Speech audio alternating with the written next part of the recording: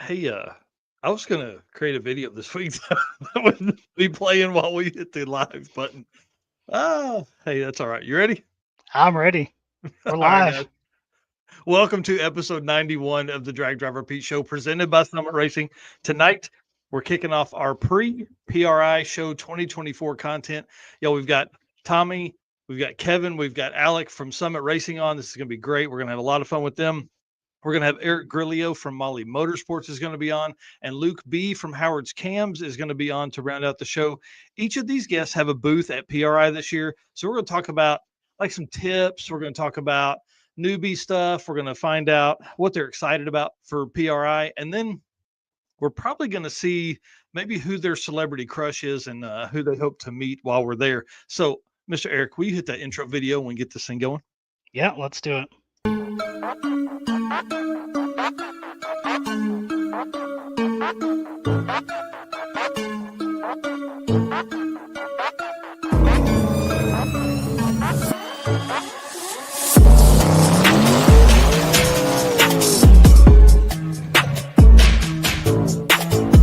We're gonna pack things up and hit the road, try to make it the next day.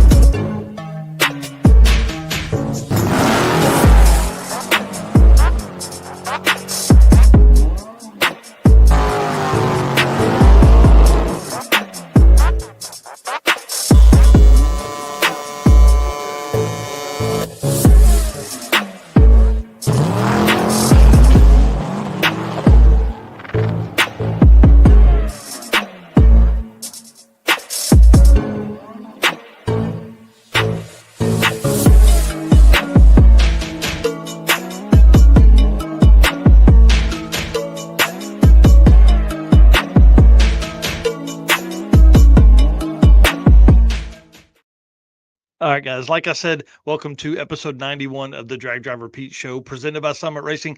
My name is Mike Narks. I am the host of this episode that you're watching now, which is the show, which is live on Wednesday nights, 2 hour episode here. And on Saturday mornings, we do the news, which is an hour long, just a hard hitting, man. We just hammer through drag and drive content. And also, as you can see behind me, we're going to be at PRI. So I'll be hosting the Drag and Drive Awards, also presented by Summit Racing. Y'all, next week. This is exciting. And my right hand man, Mr. Eric White, please introduce yourself. Tell them what you got going on, dude. I am Eric White. I am the co-host of both the show and the news. Right-hand man pretty much means anything drag driver Pete related. I've got a hand in the circuit, uh, artwork, photos. We just did Yeah, 5,000 photos for Drag Week. So pretty you much, did 5,000 photos for Drag yeah, Week. yeah. Don't get it So twisted. You did that and all the editing, posting, and everything. You're an animal. yeah. So pretty much anything that needs to be done, I am here to help with.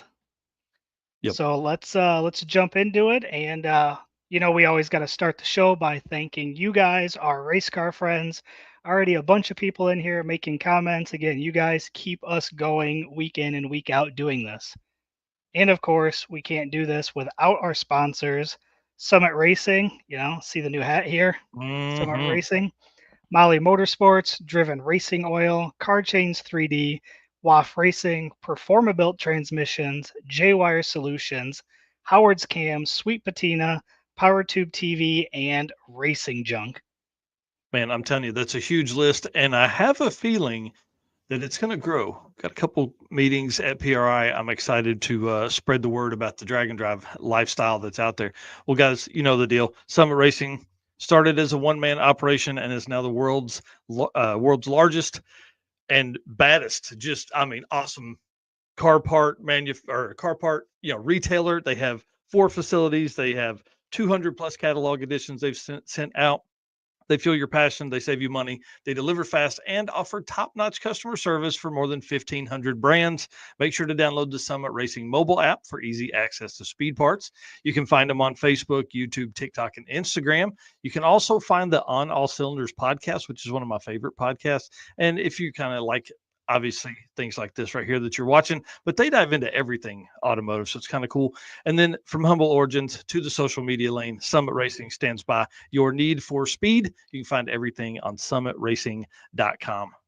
And Mr. Eric White, you're kind of hinting at some nerdy stuff you had done. So let's talk about that for just a minute. Yeah, typically you are the stat guy getting all nerdy with that. Well, listen, I uploaded all of the drag week photos, and there was, I don't know what the number was, but we uploaded a lot. Yeah. So I got thinking, how many cars did I actually get a photo of? Now, I wasn't going to go back and look, but I couldn't help myself because I needed to know. All right. So 349 cars are what was on the list that I got from the day 5 results. Mm-hmm. Of 349 cars, there was a photo that I could see the car number on to understand who that was. 338 photos. Bro, that's insane. Who 90 is taking? Give us the percentage. 97%. 97%. So, Great. but I didn't stop there, okay? Oh, I love it. There's 11 cars that didn't get a photo, right? 6 of those only made a pass on day 1 and didn't complete the event. Wow. So 5 cars that completed the week is what I didn't get a photo of. Oh my gosh, dude. That's crazy. That's crazy. Yeah. So I Listen. broke it down even farther because I know Oh you man. like stats, right? Yes. Go to where it's like just obnoxious. So after day 1, 249 cars had a picture taken after day 1. Oh my gosh, dude. After day 2, it was 284. Day 3, 304. Day 4, 314, and then the final day, 338. Man, okay, so let's talk about that for a second because this is really important for folks that are out there to understand like how monumental this is. I don't know if anybody's ever done. I mean, obviously, I don't know if anybody's ever done that kind of math on who they got, obviously, but to have that and post it and have that many available for people that are out there as a memorial of some kind. To I know you got to dig through 4,000 photos that Eric took and posted, but if you were a racer and you didn't see your car in those photos, dude, this many people. Yeah. Wow, that's pretty awesome, man. Yeah. Congratulations. That's cool. So if anybody didn't see their car, I suggest Look going back again. through and checking because I know day 3, 4 is when I started really going through and tagging people. So for Mhm. those that don't know, my process was upload photos, go to that results sheet, find your car number and your name, and then see if you were on Facebook, add you as a friend, and tag you in the photo. So we're talking like 200 photo drops at a time. This is what I Dude, was doing. So there yeah. are days 0, 1, 2, maybe some of 3 where I wasn't doing that. So if you didn't get tagged, that does not mean there wasn't a photo of your vehicle. Wow, that's impressive, dude. That's the kind of stuff I love, man. That's some nerdy shit right there. I figured you would like it, and it's all on a little note card here right in front of me. What's really cool about that for folks that people need to understand is like that never happens. People rarely get pictures of nearly every car that's out there. So that is super, super cool, man. It Yeah, makes you want to go back through them and see who wasn't tagged and tag them. yeah, and you got to figure, like, if I was gonna break it down by class even and say like I got 8 of 8, and I didn't get that far down, but you're talking your A and B run groups, right? Those are the cars that usually get the attention, but Yep. 338 out of 349 means C and D run, like there's photos of your cars out there. Yeah. So, you Yeah. know, And good photos. yeah. And if you look at the Finnegan video, you can spot me on the platform in day 4. There Yeah. is no other photographer down there by me. Like, Yeah. so, and how much did you and I see each other when I was taking photos? Like, we were Dude. different places the whole day. So, Yeah. I mean, there were times where we didn't see each other for hours. You know, yeah, 'cause we were both running, doing other stuff, videos. I was at the starting line. You're at the finish line getting parachute shots and into the track shots, man, which came out great. yeah. That's awesome. That is awesome. Well, dude, let's do this. Let's bring in Tommy and the team again. We got we'll introduce you. Hey, just drop that on you real quick. You're coming in right now. Had to wake him up. Yeah. So with us right now is Tommy Dupree in the middle there. We got Kevin Jordan and Alec, who you guys all know if you've been to an event and the huge white Summit truck has been there. generally one of these three guys have been there. Has there been anybody else that's worked at Drag and Drive this year? Not this year. No. John, another guy within my department, he did Drag Week last year, and we did Sick Week a couple of years ago together. So Nice. he's got a few under his belt. But Yeah, it's but mostly us. Yeah, he's not nearly as cool as these guys. I'm talking to you, John Horner, right? His last name, John Horner. Yeah. Well, I'm sure we'll see him at PRI. But guys, if you'll do us a favor, kind of introduce yourselves and tell us kind of what you do within Summit Racing. Well, first I got to say hi to my son, Justin. He just tagged me in that. So, hey, buddy, it's almost time for bed. So I'm Tommy Dupree. I'm in the Motorsports department. Anytime you see the brand at any sporting event, sponsorships, track signage, different race programs, drag and drive, repeat, stuff like that. That's what my department does. Mahle in-house. I work in our tech data management department. So basically anytime you click product on the webpage, you see all the data displayed there. That's what we're doing. We're figuring out where that part lives, best way to display it so you can find it easy, get the best information on it, see what's relevant. We handle all that. Oh, man. I can't imagine the spreadsheets you guys go through. Pretty big. Yeah. I'm Kevin Jordan. I also work tech data management with Alec. Kind of do basically the same thing. Kind of look over, issues on the website, anything that we need to correct, work that part of it, and also help add new product as it comes available. So both these guys have a history with sales through Summit. So that's kind of how they got drug into this. And they're also willing to be away from family and kids if they have those, and hit the road with us for numerous events throughout the year, and especially these are my go-to guys for the drag and drive stuff. I can put them in the truck, not have to worry about it. As much as I like to go work the events, I like to compete even more. So when we're doing one of them, these are the guys in the truck. That's awesome. Well, I got to say, I ordered parts on Sunday, and they showed up on my doorstep today. So you guys knock it out with shipping. Yeah. Well, they do a really good job here, and they work hard to get stuff in and out the door, especially going to this time of year, the silly season where people are starting to renew stuff. And if you're thinking about doing something new or want to upgrade something, you better get on the ball now, because when Christmas time hits, that's when manufacturers typically slow down a little bit, may not have what you need. We want to make sure you get everything you need in a timely manner. So don't drag your feet doing this. Well, and I saw today, I think Sick posted it, that there's 53 days until Sick Week. So if you're still working on your car and ordering parts, you better get to it right now. We're ready to drive to Florida, or well, actually South Georgia. I can't wait. Yeah, I'm ready. Well, let's talk about, let's back up 2024 events. Where did you guys go? What did you attend? All that stuff. Well, we do as a company, we do over 50 events a year.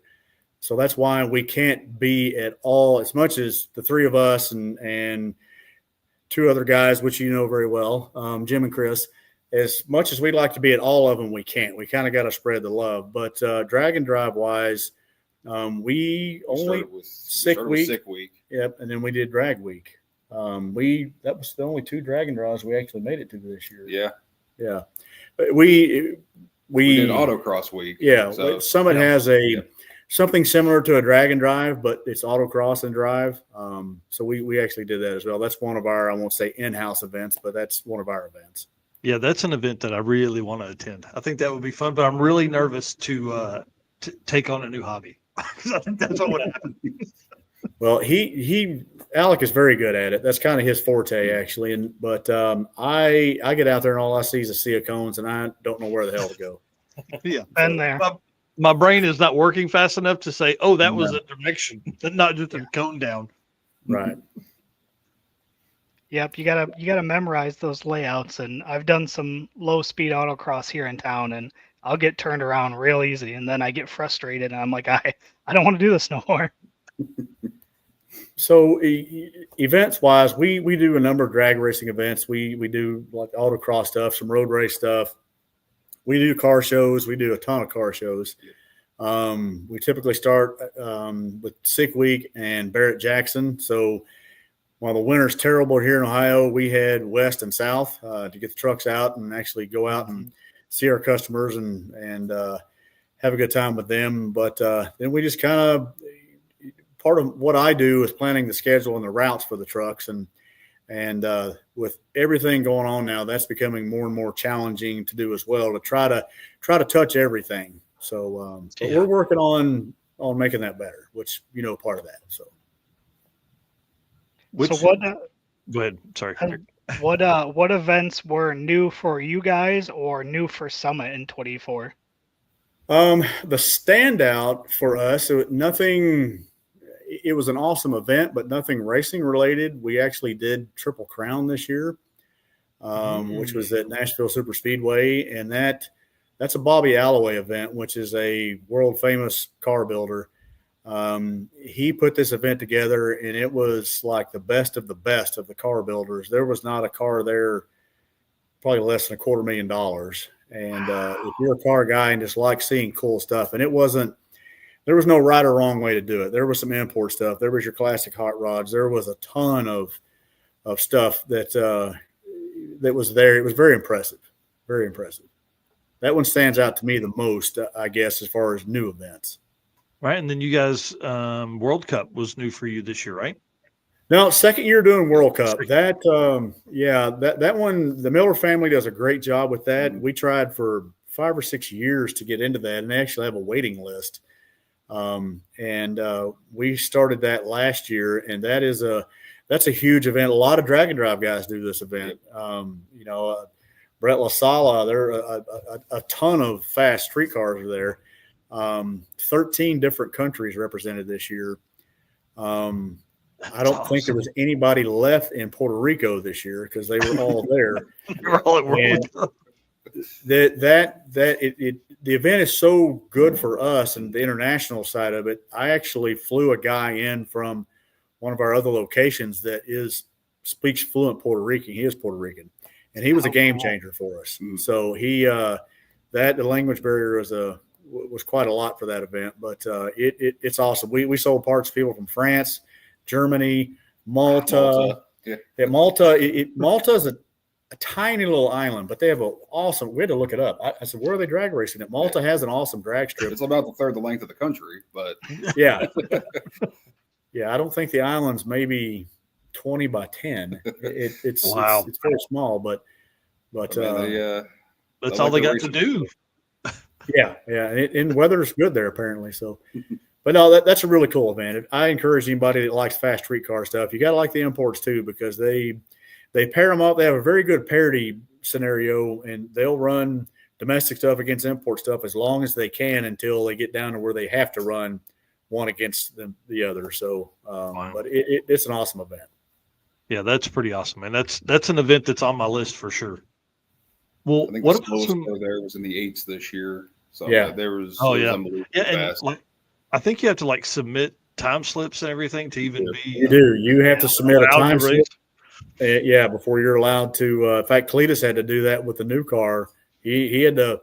He was testing the day before, wasn't he? Yeah, in Bradenton, he had to go out and make some laps and get his time slip turned in. And then before he could even load the car up to head to Maryland. So. That's pretty awesome. Yeah. Well, what are some fun car stories from the year, of cars that you guys competed in? Not just because we're going to talk about the what I'm dubbing the Summit saves the day or something. I don't know what we're going to call that, but let's talk about some cars you guys raced. Man, get that hideous thing off. Come on, look at that decal in the front. Boy, that adds horsepower and speed. It looked nicer if it would put on straight. Yeah. It looks good from here. Hey, did you have intern Chris? Intern Chris's fault for that, yes. Yeah. Oh, we can do this. So no, I cut that hood apart in the parking lot, nice straighter line. Yeah, we didn't even get the sticker on straight. We didn't even have windshield wipers on that until day -0. Travel day. Yeah, and we had to take the hood off and cut it apart to make the wipers fit. So, no, my gosh, so many cool cars, and I'm going to kind of keep it to the drag and drive stuff. But so many cool cars are coming out of the woodworks for this stuff. That things I wouldn't have ever dreamed when I first started watching and going to some of the drag and drives, my first one was at Norwalk, and that had to have been, I don't know, 16 or something like that. Yeah, probably. And the innovation these people have, back then, an 8-second car was fast, and it still is a fast car. Yeah. But some of the ways some of these people are coming up with being innovative and the new, there's so much new and better equipment now that I won't say it's easier, but it's more obtainable. Yeah. I'm going to let these guys pick up. What was your favorite car out of? I don't really think I have a specific car. My favorite thing about the drag and drive is when you see like big tire promos or anything big tire put their street tires on, and the only thing they can get to fit are like super swampers. So you just see like a full tube chassis car with the knobbiest mud tires you can imagine, just humming down the road. Some 44-inch Dixie Pex going down the road. Just the funniest thing you can imagine. And if you don't know what's going on, just a passerby on the freeway, that's got to leave you. And it looks so goofy because they're this wide and super cool. So like the back of that car just looks like it's just hovering. I think the reason they do that's because I don't think that's the only thing they can fit. And drag tires. I don't think drag tires in that size will balance or something like that. I think that like there's not for any extended size. period of time. Yeah, and any drag tire you're going to get that tall is going to be a bias ply, basically. Yeah. So which is not a good thing. But and any kind of elements on the road or anything you don't want. You don't want a full slick. Yeah. No, not at all. And let's be honest. Mud tires really give you the best burnout smoke. So, and Brandon made a good point. They're probably losing a few points gear ratio wise by running a tire that tall too. That definitely helps.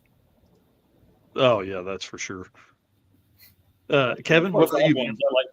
I like the boat, of course. The boat at Drag Week. That was a little bit beyond different. I appreciate the trailer behind it, the jet ski trailer. That was fantastic. Perfect. I also like that the sleeper 4-door Chevy too. It was like a 63-4 maybe. That 66. The one that barely got the wall with the Pro Charged LS in it. Yeah. Okay. Yeah, that was a sleeper out there. That was a nice one. You guys are getting. Yeah, and that car's an 8-second car, and it is everywhere.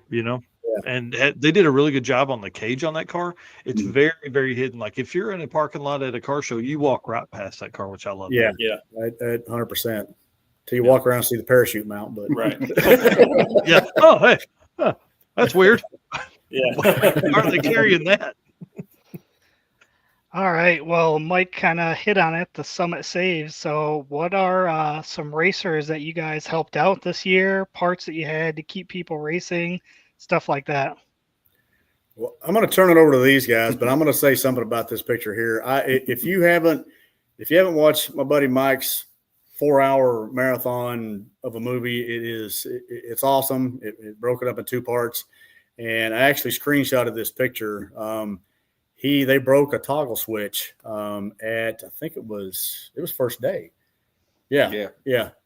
And he stepped out of the car and said, I wonder if Summit's got something like that. And then they beelined over, walked up to Alec, very impromptu, and Alec sold him the switch, and which I thought that was a very cool thing to see in this movie, and we greatly appreciate that. But I couldn't tell you how many these guys have a better account for how many people they actually helped finish the event, and that's why we initially started this. We want to make some money at it. Obviously, we got expenses to cover, but as being a competitor the first year, and I saw what opportunities were out there to keep people going, it's a feel good thing for us. Absolutely. Keep the customer on the road and let them finish, because that's what it's all about. Yeah. Anything come to mind specifically for you guys?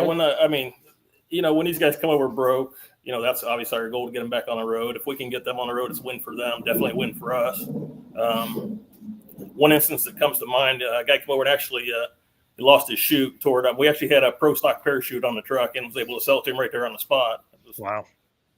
Definitely a surprise. You can thank John Horner for that. That came from one of the pro mod events. Yeah. Like this looks like a parachute, I think, right here. Grab that. Yeah, no, we've gotten better. Every single event, we kind of keep track of stuff that we don't have, because unfortunately we can't carry everything. we've gotten really good at carrying probably, I'd say, at least 80% of what people need. But no, we've kept track. We improve our inventory, and it's definitely, I wouldn't be surprised if we've helped keep over 100 racers an event actually in competition. And that's a big thing for us, is writing down the lost sales. Like, crap, why didn't we have that? Like, now we should have that. We should have that. Yep. Stock it for next year. Alec and I were talking today as we were working on the new truck, and to get to the level that we're actually at with the parts coverage, we never intended it to be like this. We were actually a marketing department that got into sales, I guess. Mm-hmm. And, the parts offering we had was a quarter of what we did. And now in the last, this is our, fourth year going into this, I guess. It's definitely been a learning curve, but we definitely pushed a lot of new stuff, new ideas, and we're trying to add stuff all the time. Yeah. Well, so that immediately makes me think, like, if you ship a part, do you to the next track, because like you don't have it, if you see that kind of repeating, do you guys add that to the list? Like, oh shoot, there were this event had 3 axles for 8 or something like that. And it doesn't even have to be something to that extent. If it's something, it's just like it's like, why didn't we have that? It gets added. But yeah, if there's repeat offenders as far as parts wise, yes. Especially at a drag and drive and any sporting event that's got has wheels, the biggest day for us is day 0, tech day. Yep.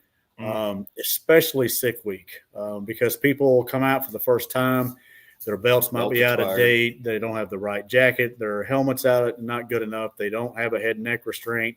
At World Cup, it was, and I'm not going to name the class because I was totally shocked how many there was, but no window nets. Yeah, window nets. We shipped every window net that we had in Ohio to Maryland and got rid of them.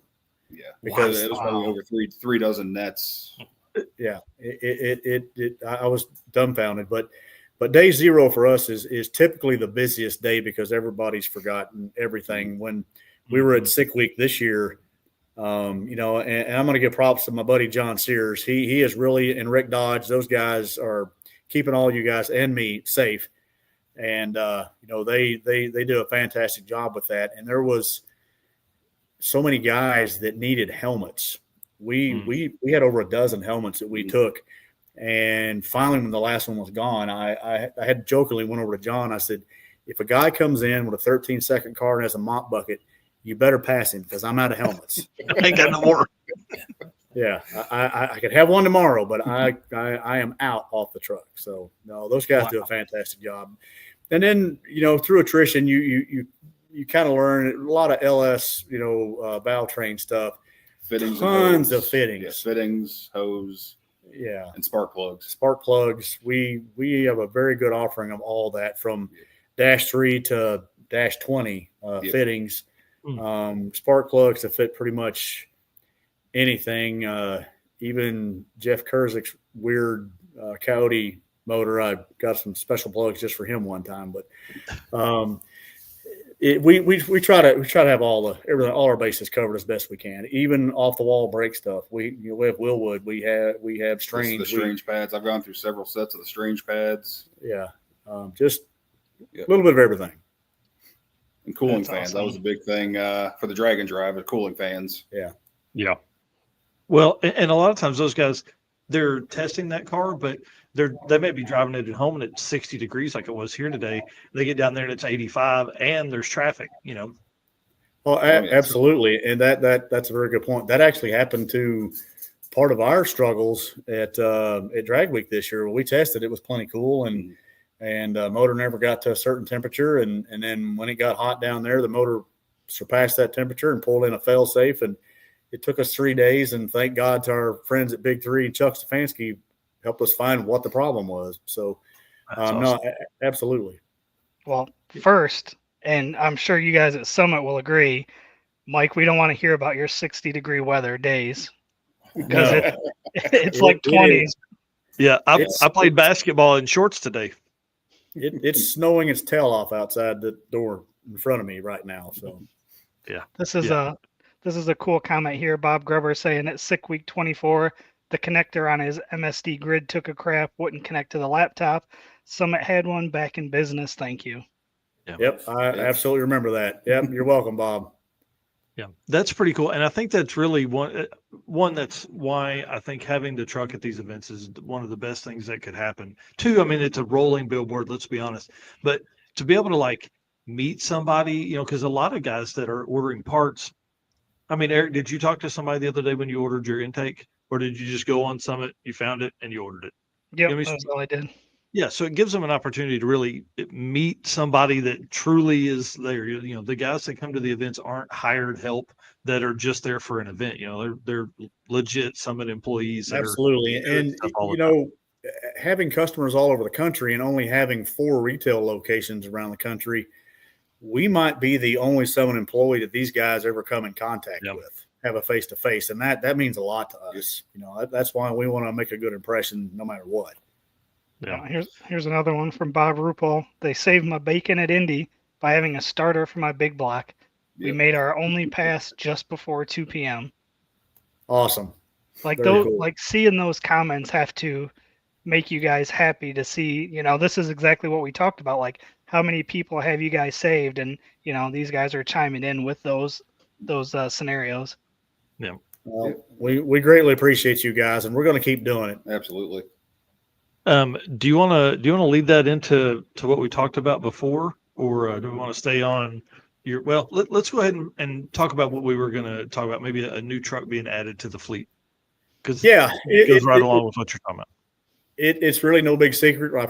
We alluded to it at a few different events, but this has become so outrageous for us, not just with the drag and drive, but other events that we can actually have parts at. And we didn't start doing this until with the trucks. This is our 4th year, I guess. Yep. Yeah, and actually having parts on site on hand, and it has been so successful, and it again, it's a feel good thing for our company and our customers.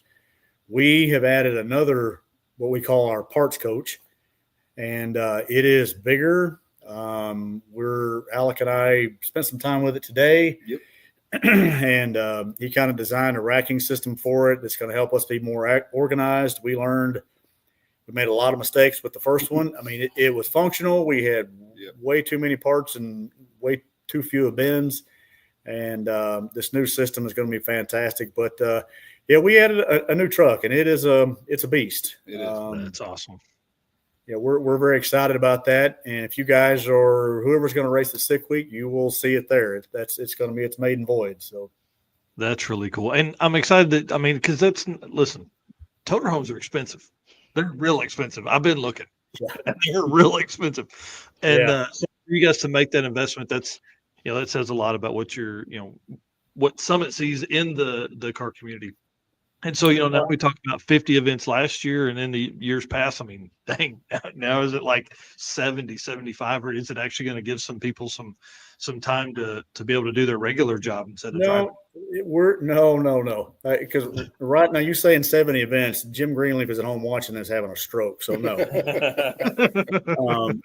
No, he and I have made a pact to keep it manageable, and we're at max capacity right now, but it's going to afford us the opportunity to do other events where we were landlocked, I guess, not be able to get a truck from point A to point B. So it's probably always going to be around that number of events that we can manage safely and without killing each other.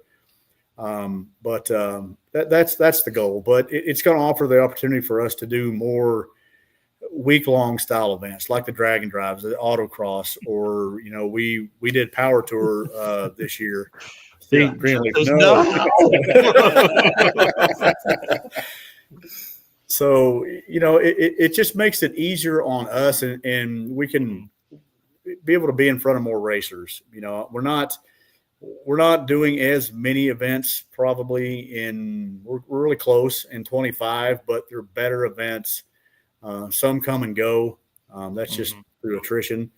You've been someplace for a while. Sometimes it's good to have them go, where's Summit? Let them miss you, and then find you someplace else. But no, it does give us the opportunity to do more race support related events which is what we had in mind with these two trucks. So Well, and you can position that second truck and not be, Ohio to Texas is 2 days easy in something Right. that's, as I would think. And so you could almost position it in another spot of the country and kind of, now you're not putting 300,000 miles on one truck a year. You're putting 300,000 on two trucks.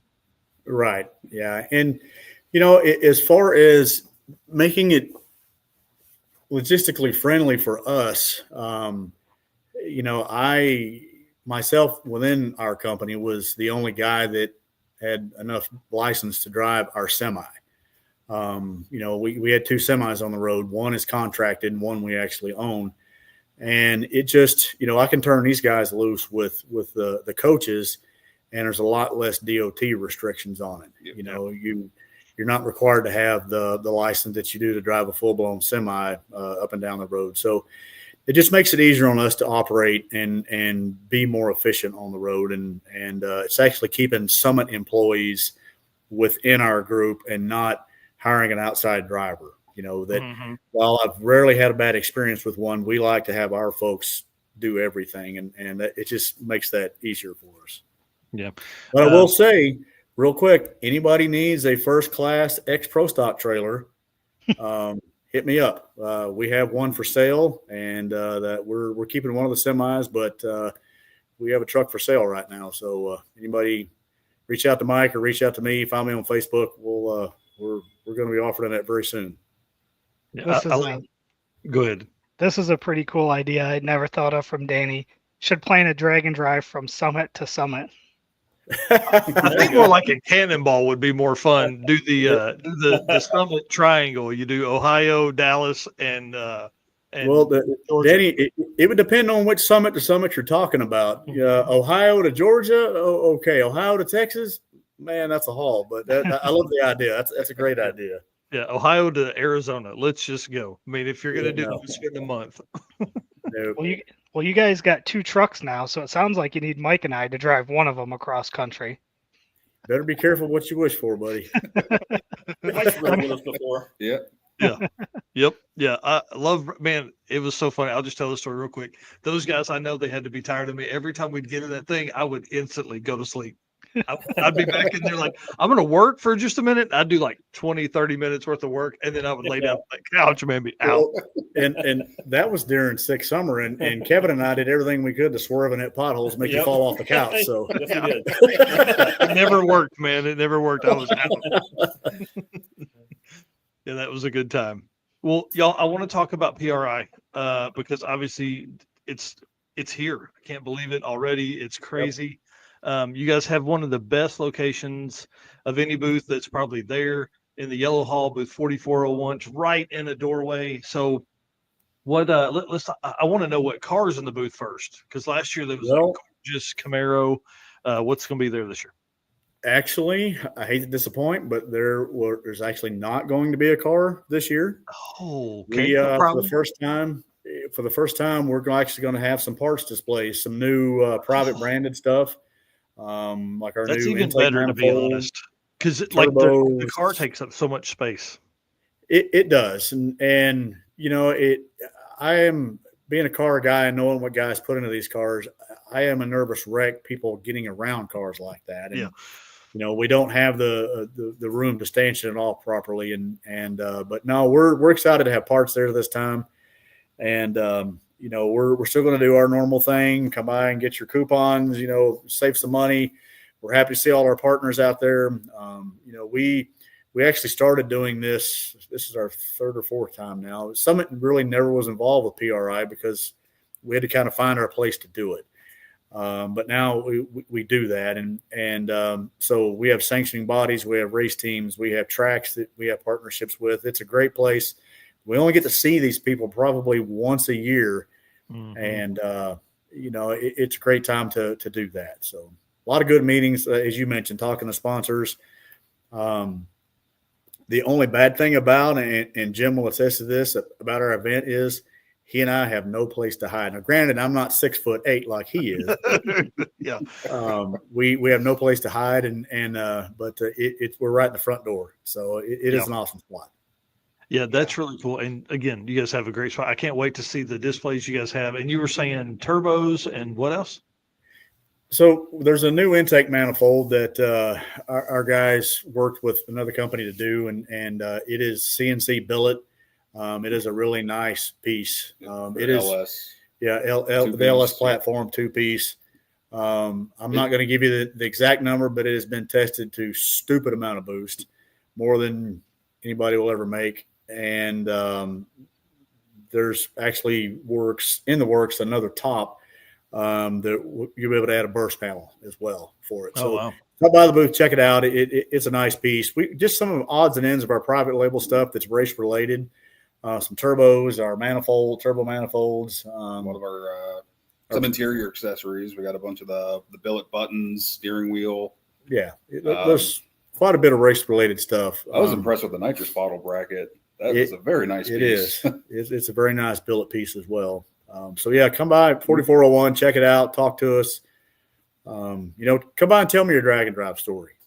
Yeah, please do. Is that intake manifold? Is that on the website already?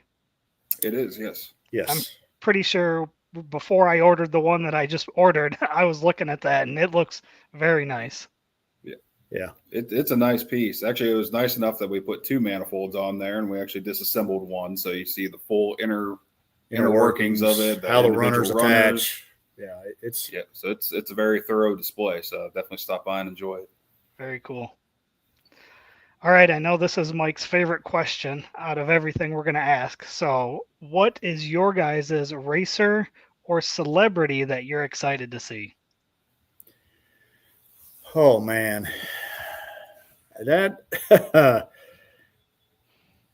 I actually don't. There's so many good friends there that I'm excited to see all of them. I know this is going to roll into another question you're going to ask here shortly, but we're going to have Alex Taylor in the booth on Friday.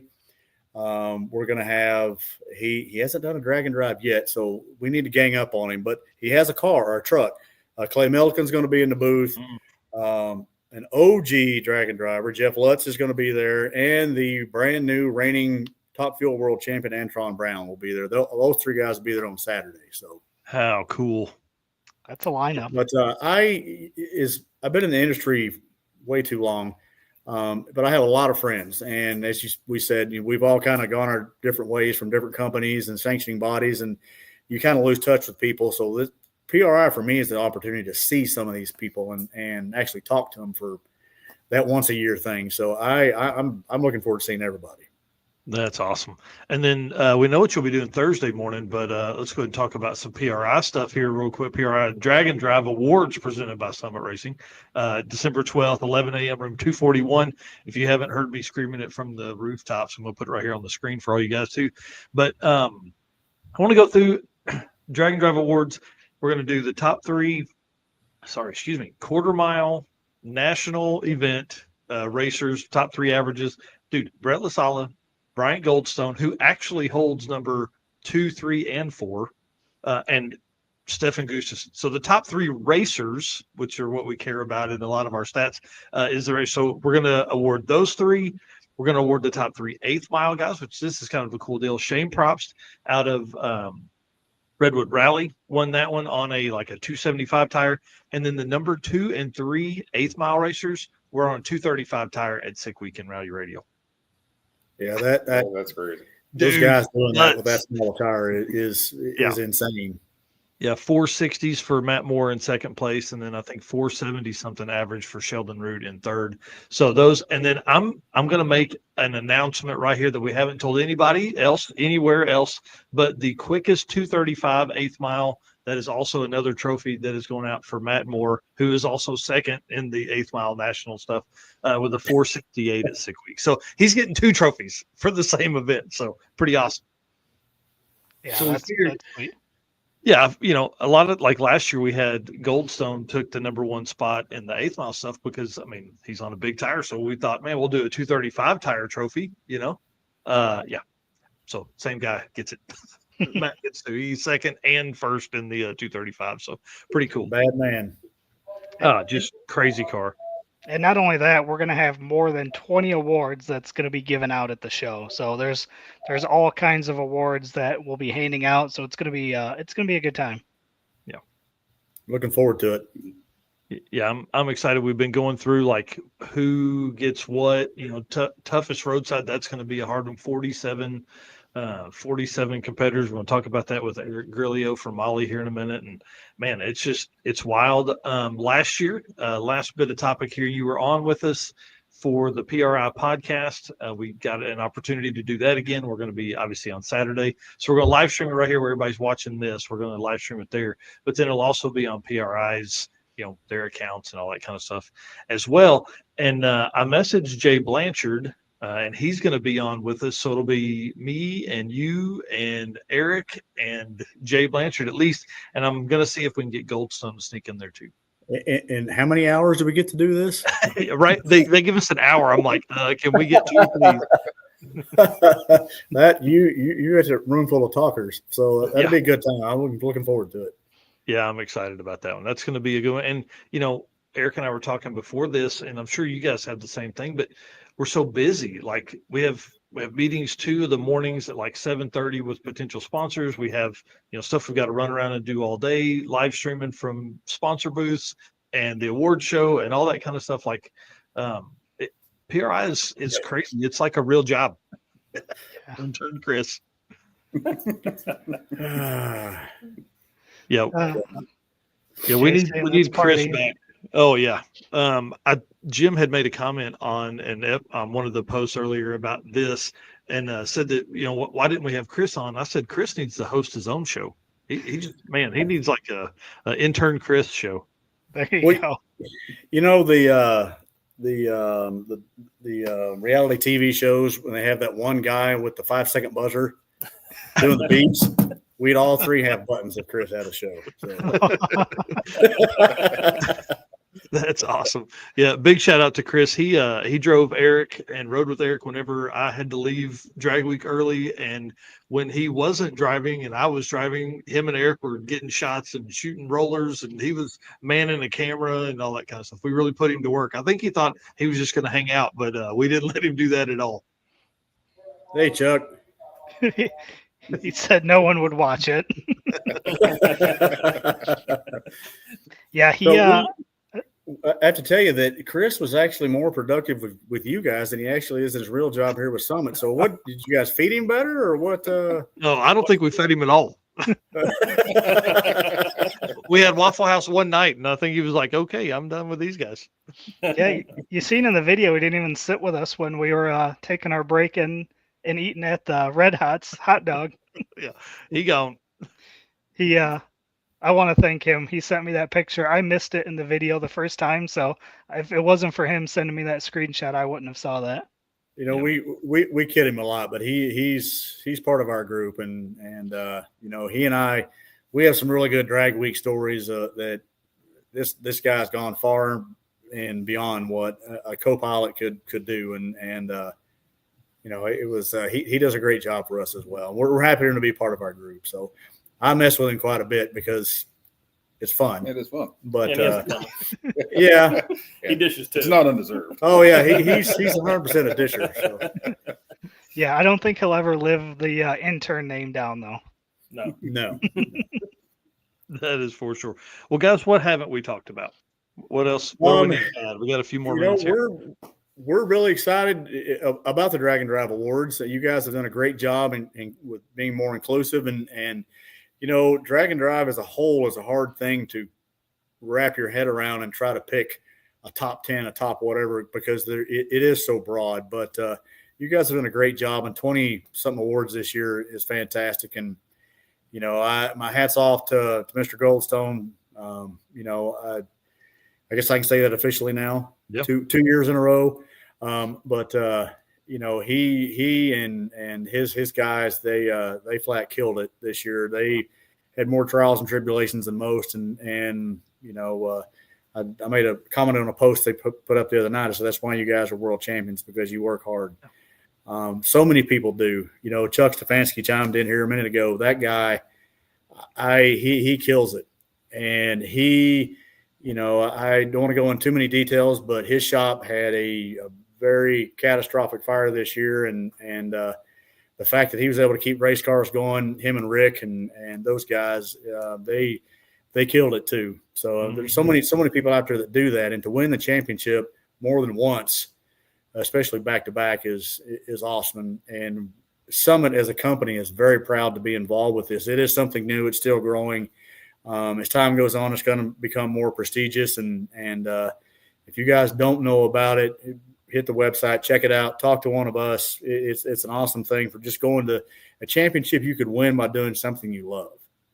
Right. Yeah, 100%. And that's been our whole goal the entire time, is to how do we bridge these events? How do we make these make sense? And point series people are allowed, they want to chase that stuff. They want to, one, it was truly, how do we get people to do maybe one more event than they were going to? And so we've seen a lot of people do 3 events this year. We've seen a lot of 4 event contenders, and then Goldstone does 5. Now for the points championship, you can only take your top 3, and that dude just absolutely knocked it out of the park.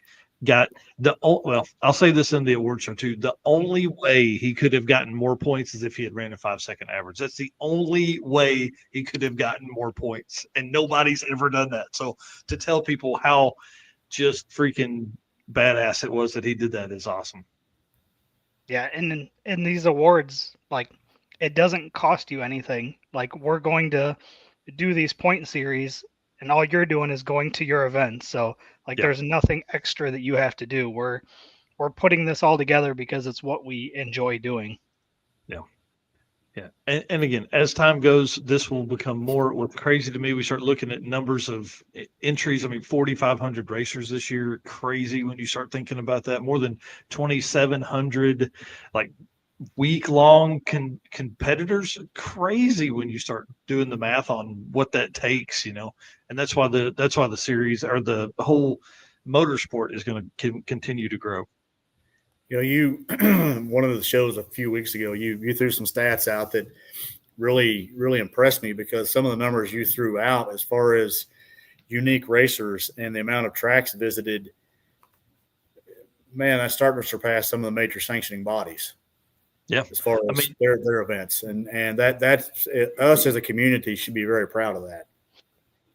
Well, and you talk about 97 racetracks visited in 2024. That's huge. That's really, really big. I mean, that is, I don't know how a lot of other tracks do their stuff. I know that Tulsa has a couple different ways that people can do their promotion, and it only helps those tracks for racers and promoters and spectators to come in on a Tuesday morning or afternoon.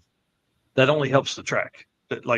There's no way around it. It helps the community because everybody's spending money at a hotel that's close. Everybody's eating somewhere close. Everybody is spending money at the track. Hopefully they're buying merch at the track. They're getting all these extra parts and pieces. They're getting their cars ready. They're spending money at all the places. It would be awesome to do a economic impact test on what Drag and Drive does for the entire automotive community. Sure. Yeah, because it's it's not just burnout. It's not just race tires. It's street tires. It's brakes, because you're worried you're going to go through a set of brakes in the season if you do 3 events. Yeah. So anyways, last shout out real quick to Bryant Goldstone. I mean, we haven't made that kind of official announcement yet, but there's nobody that was even remotely close to that dude, and he did 4 events and destroyed the car each event and fixed it. There wasn't anything easy about this year for him at all. No, they definitely worked their tails off, and we kind of watched them change the transmission at National Trails the last day, and those guys have it so down pat. It wasn't like a mad trash. They knew where everything was. They got it out. They put it in. Everything was very well orchestrated. Nobody was rushed, killing each other, and then still got up there and made the pass to seal the deal for that one. So and there's a lot of good teams out there. A lot of good teams that are able to do that and have their program together. Me, not so much. But well, you got too many events to attend to bust off and do 3 big we're events. We're definitely having a ball doing it. I know you're about out of time with us, but we brand new truck this year. about 6 months, built the thing. It made 2 passes kind of before we put it in the box and headed to drag week. And so plan is to finish up a few details that we didn't get squared away. Going to finally wrestle Chuck into a dyno someplace somewhere that he's kind of got his feet going in the right direction again since the fire. And we're going to spend some time on the dyno and learn some more about this thing and hopefully even have some color on it this time. So, it's all one color. It is a color. Yeah. It's We had the a ball same color. It's the same color as my Fox body. Yeah. They have the same paint job on them. Some are murdered out black. That one's slaughtered out black. Real quick, I want to answer Casey here. It says, when will regional events get added to the awards? We do actually present a number 1 regional quarter mile and number 1 regional 1/8 mile event. Competitor, whoever had the best ET over those events. And again, regional events are very difficult for us because there's so many different varieties. And then I'm trying format is the word I'm looking for, because you have some that are heads up only. You have some that like heads up hustle that runs 2 days of average, and that puts you in the elimination bracket. And there's very few as of right now that run what we would consider a traditional style, which is the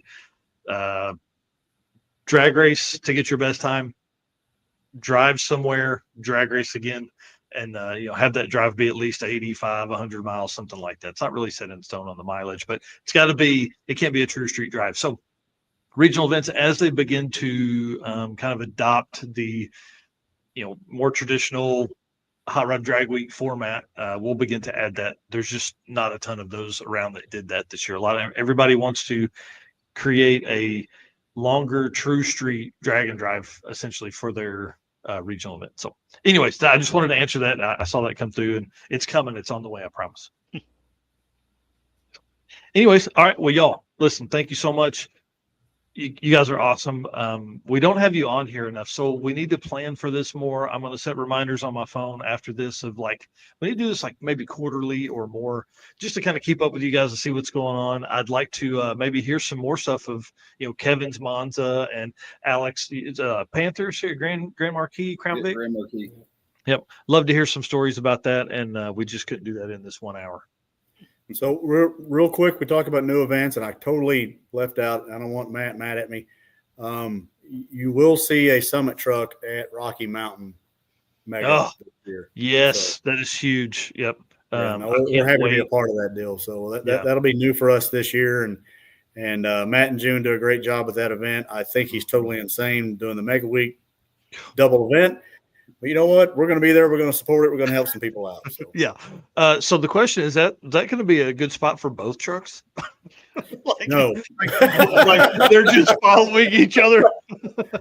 We're going to kind of split the middle of the day, Yeah. So try to catch both groups. So that well, and the cool thing is, we're going to be in Texas. So if anything came up on day 1 or 2, you could hit the Arlington store and restock and then be out again. Yep. So it's coming. Yeah. All right. Well, y'all, thank you so much again. I appreciate you guys coming on. Yeah. Absolutely. Thank you guys. Thanks for everything you do. We will see you in 1 week. Yes, sir. Bring it on. Real quick, are y'all going to be there Wednesday?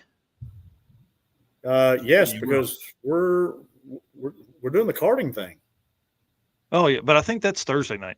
Yeah, that is Thursday night. You're right. Yeah. Wednesday set up. Yeah, I will be there mid-morning Wednesday. Yeah. All right, cool. Yep, I'll see you then. We'll come by. We'll get our booth set up and then come by. Booth 4904 right here for Drag Driver Pete. Booth 4401 for Summit, and we'll see you next week. All right, thanks, guys. Right. Yep. Thank you. See you, dude. How fun, man. Yeah, we need those guys on more often. Oh yeah, there's we gotta plenty of stories. Get Kevin out of his shell a little bit, get him talking some more, and tell him more stories. Maybe we just have Kevin on. Yeah, they've got all kinds of cool stories, especially getting to do all these different events and seeing a lot of different things. So, yeah, that's for sure. Well, one more time, just real quick, so everybody can see it. Booth 4401 for Summit and booth 1601 for Mahle. And I see Eric Grilliot in the back, so he's going to be on here momentarily. We got just some quick ad reads and talk about some events. So if you want to take it off, sir. Yep. So Driven Racing Oil is the performance engine oil that can do it all. GP1 is the ultimate oil for any race or performance application, whether launching hard at the drag strip, enduring the extreme heat of off-road and circle track, or pushing limits in top fuel drag boats and demo derbies. Winning racers choose GP1. Compatible with engines from classic hot rods to cutting-edge race machines, GP1's unique surface cling and high zinc formulation ensures superior wear protection, particularly for flat tappet camshafts, while solving issues like cylinder washout with methanol and ethanol fuels. Crafted from the legendary Bradford, Pennsylvania base oil, then enhanced with state-of-the-art additive packages, GP1 offers the best in protection and performance. And you guys know drivenracingoil.com. You can head there and pick up your oil or your merchandise. And then you can follow them on Facebook and Instagram at Driven Racing Oil.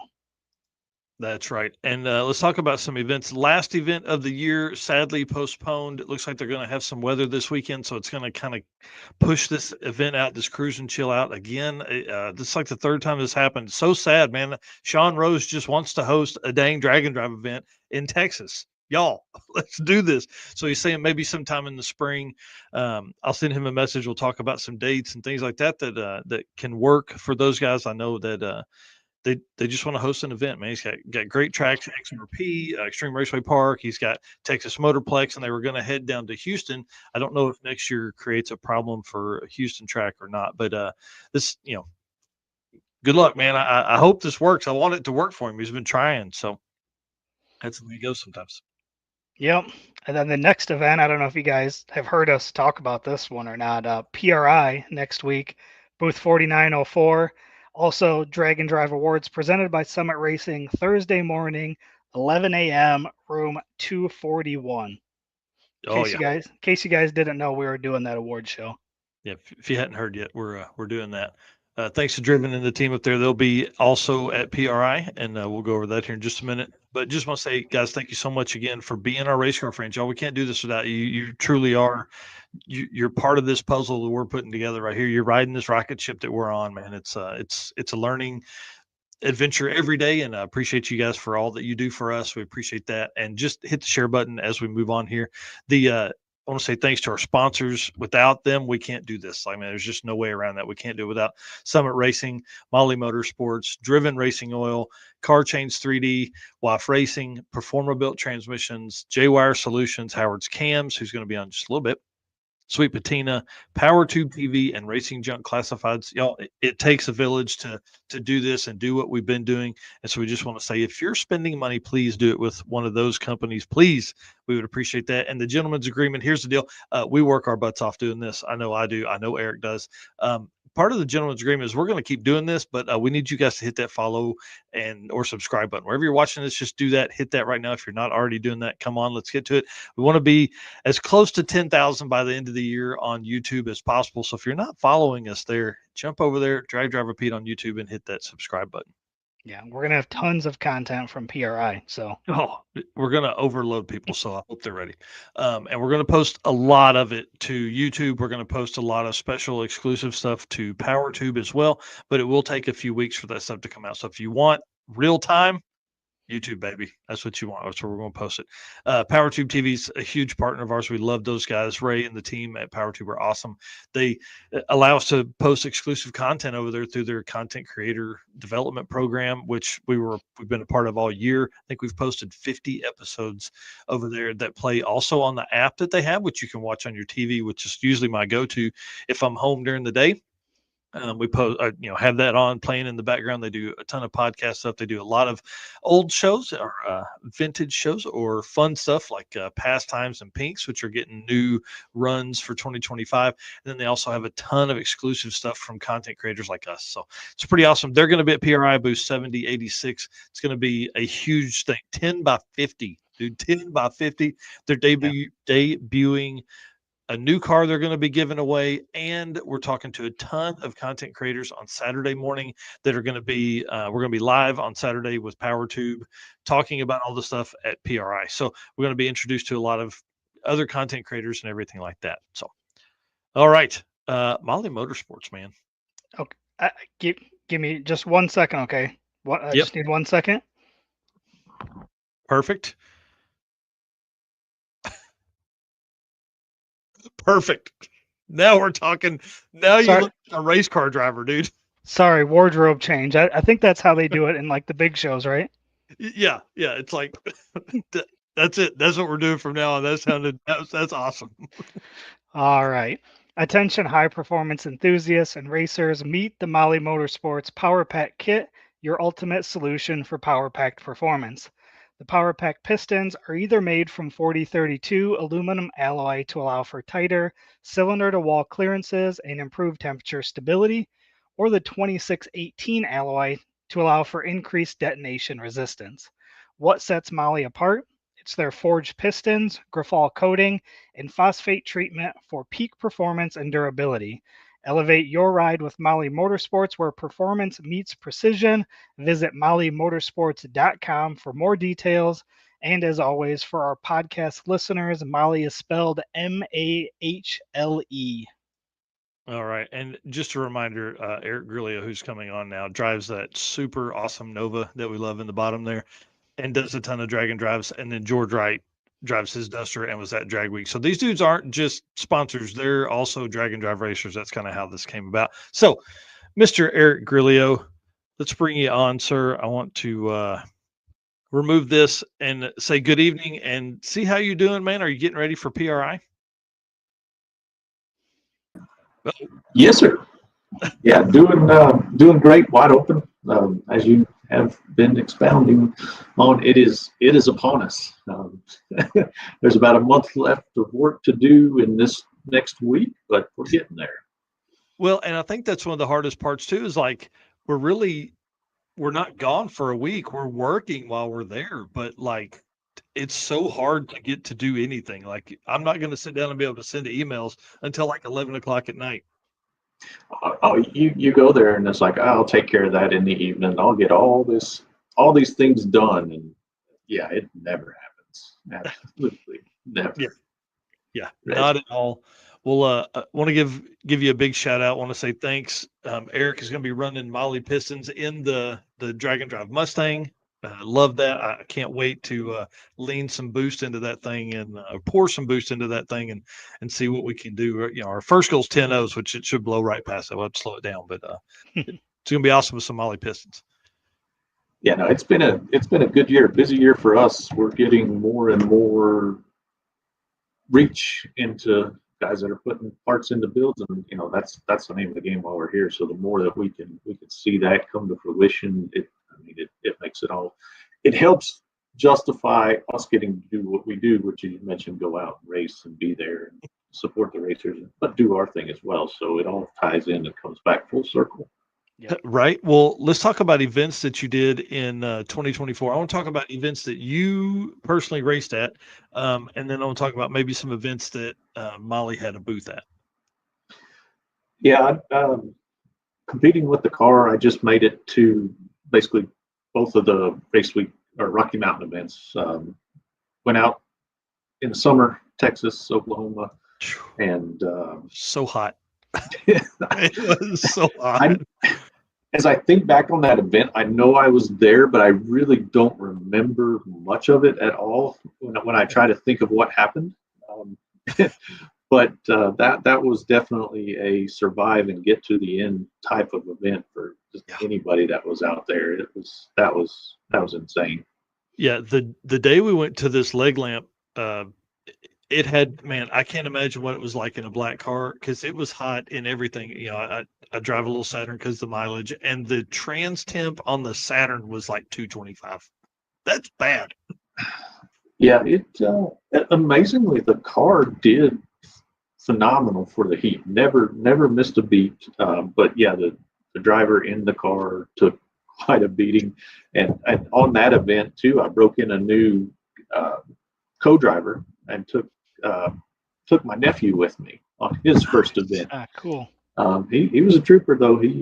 It was amazing that even through all of that and in the 120 plus degrees or whatever it was in the cab, still found a way to snooze for a better portion of the trip. So something about being young and what that does to you. But yeah, that was an adventure, no doubt.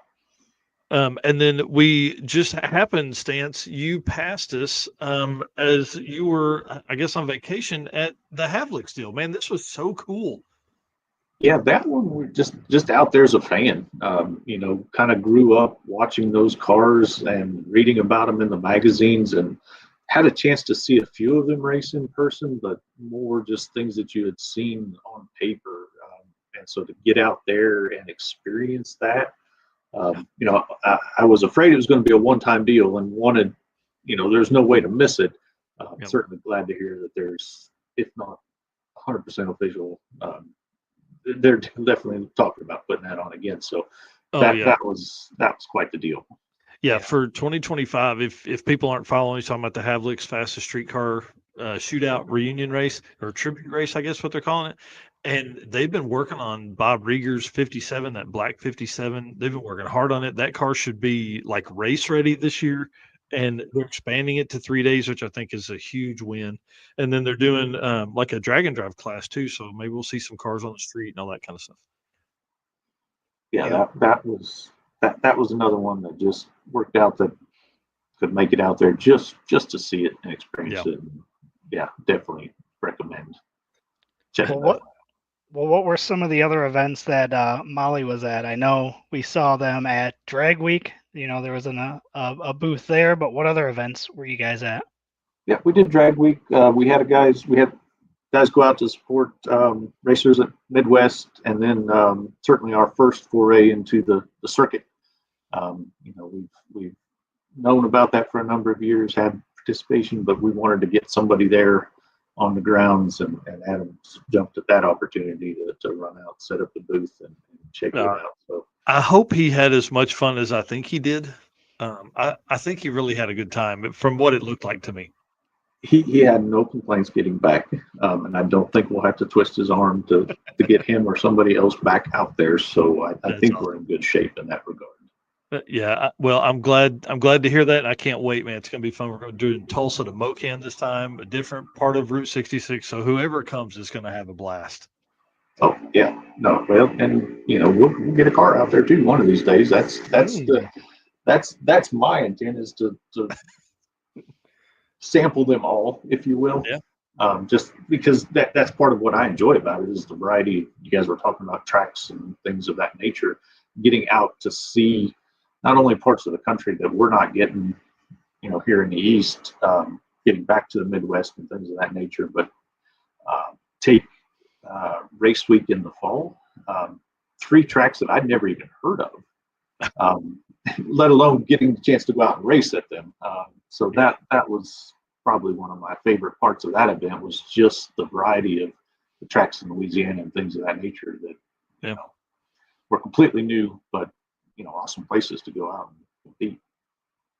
I don't know if I've told you this, but dude, I love your car. It's a great shot. Yeah. There's a very long love-hate relationship with that car. I don't know if I've told you this story, but I got that car when I was 14 years old, and I would have to pull a calculator over here to figure out that math. It hasn't always been in that condition. It's been a long road to get it to where it is today. And there's a lot of things that I would do completely different if I were starting over, but it's one of those that, like I said, a love-hate relationship with it. Yeah. Probably never part with it, never let go with it. It'll always have some place in the garage. That's awesome. Yeah. Yeah, that's awesome. Well, let's talk about some stories from the year. What was your favorite race car that you happened to see this year? A little bit biased. There's a ton at Havlicks, so I'm sure there was some there that probably got your attention. I think that the 2 that came to mind were Nick Cryer and the milk truck at Drag Week. That package that he put together, which they came up with and said, hey, we want to do this, put some decals on the truck, and we figured out how to kind of fit it into the look and appearance of it, what it was, and just the way that they pulled off and executed that was completely beyond any expectations we had, and it certainly garnered a lot of attention just from I mean, that truck's awesome in what it does, but the aesthetics of what it did too were pretty neat. Yep.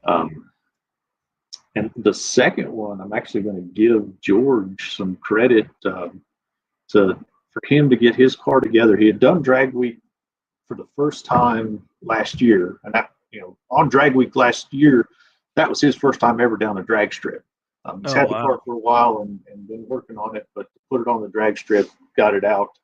And then between last year and this year, where he installed, repurposed the R5, so had NASCAR engine and an old Duster with a TKX behind it, and went out. He had some teething pains, but the car just completely started to fly for him. Well, and I think he said that car makes like 700 plus horsepower. Oh yeah, I've got some work to do over the winter. Is what it boils down to. He really stepped up the game, so now we've got some good internal competition and pressure here to see where we can go. But yeah, for the way that car runs, and just with the type of engine that's in it and what he's put together, I'm thrilled to death to see that go out and make the event and bringing it home. And as usually happens, you get it home and you kind of take that week to catch your breath, but then it's okay, what am I doing next? And he's fully in that mode to get it ready to come back out next season. How cool. Yeah, we got some cool shots of that, of him down track and the car in front of the booth from drag week. Did it have the hood on it at that time? No, I don't think so. I don't think he ran with the hood at all anytime we saw it.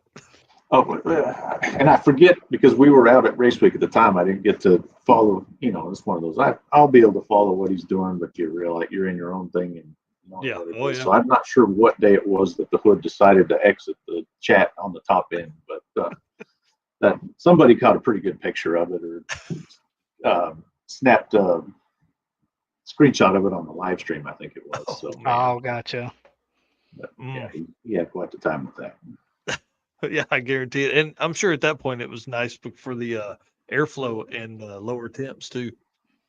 Well, and side effect he probably didn't like, but I don't want to steal all his stories, but given the fact that just a couple of days before the event, he had actually made a drive up somewhere in Virginia to pick it up just to go find this hood, because he knew it was going to fit, it was going to bolt on, it was going to do everything clearance that he needed. So, a used but brand new hood, separate drive. Of course, as you're thrashing to get everything ready, takes the time to go to Virginia to get it, and then pretty much turns it into a frisbee. Yeah. So typical drag and drive type stuff. But there's a story behind everything, I think, out there in some regard or another. Yeah, we need to have him on and hear some of the drag week stuff. That's one thing that really has become tough with this show. I don't think we can extend it to 3 hours, but we've got to get more conversations on here. But maybe Eric and I have been talking about doing this like end of the month. Everybody come on and tell stories, but I don't think that would help either. Yeah, no, and that's the part. At a lot of the events that we do, just a little thing to give back to racers. We do our gas card giveaway, right? Mm-hmm. But that's simple, that's easy. You could hand them out, everybody would be happy. But we really try to kind of search out just random people, or the guys that are maybe not getting all the coverage that you see nationally. But the amazing part of it for me is that no matter who we've picked, it's like everybody has a story as you get the chance to sit down and talk to them, even ever so briefly, even if they're in the middle of whatever they're doing at that time. But it's like, without fail, every car that we've picked, every driver that we've picked, they've got a story to tell. And it's, I've yet to find one that doesn't, and maybe that day will come. But exactly to what you're saying, I don't think it'll come in drag and drive. There's too much fun stuff that comes from this. Like, everybody has a reason they're driving that car. We saw a lot of plan C and D cars this year. Like, hey, couldn't get the first one done, couldn't get the second one done. Now I'm on my third one, and they're still having a blast in the third or fourth option to take. Oh yeah, and some of the stuff that we pick, it's just off the wall because you don't expect it. It's probably been a couple of years, but some guy in a PT Cruiser that was doing just the road week version of it, and not even racing, but yet he had just as much story to tell and things, adventures that he had been on. And he talked about all the events that he had followed and traveled around to see. That's how we met, or I personally met Tom Bagley. Love that He guy. was doing a road week with a rental car, and we saw the numbers on a rental car. It's like, that's got, guy gets a rental car, does road week with it. That's worth finding out. And come to find out, it's Tom. Yeah, And, that's so awesome. Just it never ends. Never ends. Well, and big shout out to Tom Bagley, Bagguley. If anybody's looking, for him to come to even come over, it's like $2,000 minimum for him to fly over here to even think about coming to a drag and drive. So for him to do that, and then buys a car sight unseen, drives it from like LA to Oklahoma. I mean, dude's an animal. Love that guy. We need to have him on too. Add that to the list. Well, we will never have a lack of guests, that's for sure. There's always somebody to talk to. Yeah, definitely. Most definitely. Well, let's talk about PRI because we've got about another 10 or 12 minutes here. Booth 1601 for Mahle Motorsports, but it's not just Mahle Motorsports. You guys are worldwide, huge company. The motorsport division is really your baby. I mean, you've been there a long time, but what can people expect? Like, how do they find the motorsports guys in this, like, what is probably a 20 by 40 booth? Well, it's not big enough that we'll get lost, and we share that with the other, we call it the other side of Mahle, that is Cleveite bearings. They have Mahle gaskets, Mahle rings. They have their own version of rings. So there's within that entire Mahle booth. Yes, there's going to be the forged piston part of it, but really, if you want to talk Cleveite bearings or anything of that nature, that's who we're sharing it with. That's awesome. So anywhere that you can get in there, it becomes pretty apparent where pistons are and where bearings are, and folks that are tied and associated with them. But really, anything engine related, we're happy to kind of sit and talk and have chats about what you're working on and what we can do. And I think that's one of the coolest booths. Like, you guys have a great display. You guys do. I mean, I'm as large as a company as it makes it.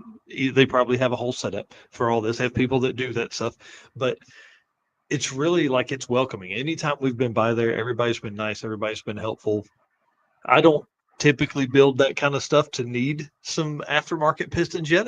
I intend to build a real car at some point in my near future, but the everybody in there is again welcoming and wanting to talk and tell their story and hear the customer story. I guess I hate to say customer because we're race car friends, but answer all that stuff. So that's pretty cool. So booth 1601 for everybody that's out there. That's a long way of saying please go to the booth. Please tell somebody in there that you appreciate them being part of the drag and drive community is what I'm saying. Well, and it's a good opportunity for the guys that are there. We go to the events and we try to be there so that we have those opportunities to have conversations. But so many times during the events, there's so many other things going on, particularly if you're competing or whatever the case may be, that you really don't have a chance to kind of sit down and talk through or see what you need to do. And it's hard to bring a little bit of everything. So yes, the show was a very busy time, but it's a much more welcoming environment that we can sit and kind of have a conversation about. Mm-hmm. Number one, you're not trying to do it in between cars running down the road. You can hear, it's not, there's all these other things are taken out of it. There's a lot to do there, but PRI is an excellent show for being able to kind of sit and work through and get that good one-on-one time with racers and builders and just enthusiasts of whatever nature that they come through. So yeah, we absolutely anybody that's listening to this is we encourage you to come by and see what we do and talk about what you're building and see what the fit would be. Yeah, absolutely. So do you have a racer or celebrity that you are excited to see at PRI?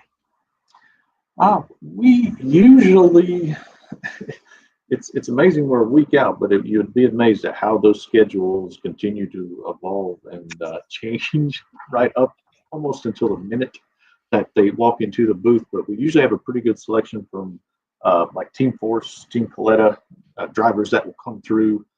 I haven't seen the final rundown yet for this year. Fortunately, I don't get tasked with doing that wrangling. I just get to show up and That's see awesome. who's there. But I mean, year after year, we've had Force and his team come to the booth, and it's another case where they obviously have a lot of commitments at the show as well, and there's no sport like drag racing, professional drag racing, where you can get that up close and personal with drivers. But yet, even at the races, they still have a lot going on that you're not going to be able to kind of spend that 30, 45 seconds with you. But as they come through, their purpose for being in that booth is to give back, talk, meet, greet with people. So it's kind of a unique opportunity in that way as well, that it's a good chance to get up close and personal. If there's drivers that you want to meet, talk to, say hello to, and compared to, there's a lot of people that are at the show, but you're not competing with the 10, 15, 20,000 people that you would see at a race either. So it's a lot of people, but it's still a very intimate setting for something like that. And there's a good variety, I think, of drivers and such that will be coming through. Yeah. Right. I was gonna say there's a lot of hallways with a lot of people, but once you step into a booth, it really that's your area. You know what I mean? Yeah, it definitely kind of segregates you from the masses. Well, I want to talk about, and obviously you guys are a big part of our program here. I want to say thanks again, obviously, for that. You guys are awesome. And the trophy we're doing, or award we're doing for the Mahle Motorsports, is probably the hardest thing that we could have ever thought to pick. Is the toughest roadside repair. 47 submissions, 47 nominations, not 47 different people. A lot of people chose, they would put in 2 or 3 different names, whatever. We're kind of down, and I'm going to send this to you with the write-ups, and we're going to kind of maybe talk about this over the next day or so and try and get an idea of who we're going to award this to. But big shout outs to Holly and Alex Rops. Those folks, they tore down 2 engines trying to repair stuff, worked at least 24 hours straight to try and repair it in the Texas Motorplex parking lot, trying to get that truck or their car ready, whichever one they could do. They were one of them. That was wild. That was on Rocky Mountain on 1.0. Bryant Goldstone and Brian Robbins, another big, hard-working duo there. A lot of people were submitting for the drag week deal, where they basically tore down the head off the Javelin. Brian drives an hour, welds up the holes, redecks it, fixes the port, the chamber, all that kind of stuff. 30 hours awake at drag week. Bob Gruber was another person that was nominated for disassembly of his engine. Hang on, I wonder if I put these pictures in here. I don't think nope. Dang it, I didn't. I should have. I'm sorry, guys. But Bob Gruber, disassembly in the parking lot at Motion Raceworks, ended up borrowing a head from another racer to race on. Goes out, wins his class, 880s. Crazy. 42 hours awake is what he said. And that was at Six Summer. And then Jeff Lutz works himself out of parts, completely has no more parts at Sick Week. So a lot of great nominations. Those are kind of our top 4 as of right now. Just trying to figure out, who we're going to award this thing to. Because, man, you start thinking about the year and like how many people had to tear stuff apart, how many people had things on the side of the road where they were fixing. And, these are obviously big things. It's the toughest roadside repair, but there's even easy stuff that's on the side of the road that people have to do. So it's crazy.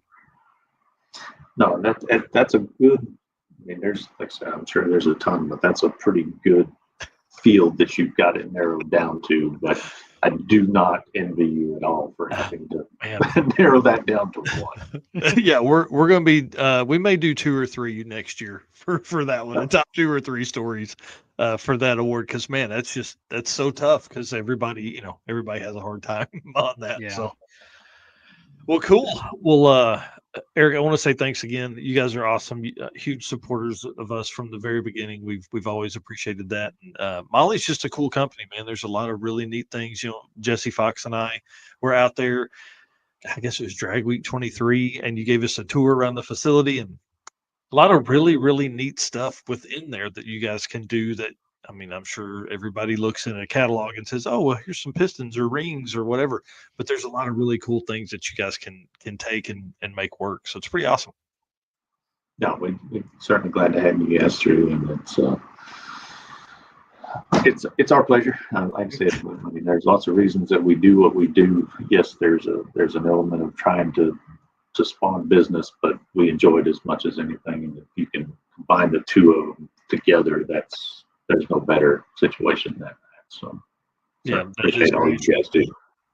Awesome. Well, sir, we're gonna let you go. Thank you for staying late at work. I know it's 9:30 out there in North Carolina, and so if anybody's in North Carolina, please, they probably need to call before they stop by, but go by, see the team there. They've got some super cool display engines in the front room. They've got a crank and a rod and piston that's as big as the desk I'm sitting here in front of. It's pretty great setup, and then get you a tour and all that kind of stuff. So We will see you in 1 week. one week. Ooh. It'll be here before we know it. I'm telling you. All right, Eric. Thanks so much, buddy. We'll see you soon. Yep. I'll see you guys. Bye. How cool, man. I'm telling you, I like that guy. He's smart and drives a super cool car and is a drag and drive racer that, again, that's what we're looking for all the time is sponsors that are part of this community or can provide details within stuff. That's one of the hardest things is finding folks that can come on and explain why you need this, why and Eric's been on before talking about the differences in all the alloys and all that kind of stuff. So, all right, we got to get rolling. We got Luke B up next. We got a couple ads to read, and then we'll bring Luke B of Howard's Cams on. Yeah, I had one thought real quick, and I want to run this past you. We've got our stickers. Obviously, we've been talking about. Mm-hmm. What if we took just a few of them and hid them inside of products at the booths of our sponsors for people to come find? Yes, I think that would be awesome. Let's do that. We'll sneak around Wednesday evening before the show closes, and we'll hide some stickers, and then we'll go back Thursday after it closes on our way out and see if they're still there. And if they are, we'll move them. We'll replace them. Awesome. Yeah, I love that idea. Okay, cool. Well, you want to do the J-Wire while I make that note? Yep. All right. J-Wire Solutions, expert car and marine wiring solutions you can trust. J-Wire Solutions can wire and plumb your hot rod, race car, or drag and drive car. Plus, they offer products to make your driving experience better, just like the blinker module that is a must for all drag and drive cars. The module will allow your rear turn signals to continue to function while the brake pedal is applied, just like stock. So again, check out all of their products at J-Wire Solutions on either Facebook, Instagram, or head over to their website. Yep. And then WAF Racing, who's going to be in our booth with some products this weekend or next weekend. Sorry. WAF Racing is a collective of engineers, racers, and hot rod enthusiasts who have come together in one place to create custom parts, tools, and electrical gadgets. With passions for racing, hot rodding, cars, and bikes, both classic and new, you just never know what this group may be working on. Check them out at waf-racing.com and on all their social media stuff. I'm excited about Chris Wozniak being in the booth with us. One, because we're going to get some kind of hands-on stuff with his carburetor tools. We're going to get to see the spark plug holders, things like that. And I may have Jay at J-Wire bring a few pieces as well. We can do a quick little display for him as well to talk about some of the parts and products that he has. And, it makes me think there's this big area on the back that usually has our banner, and it will this year, but maybe for 2025 PRI, we actually set up an area for some of our smaller sponsors to display some stuff. Yeah.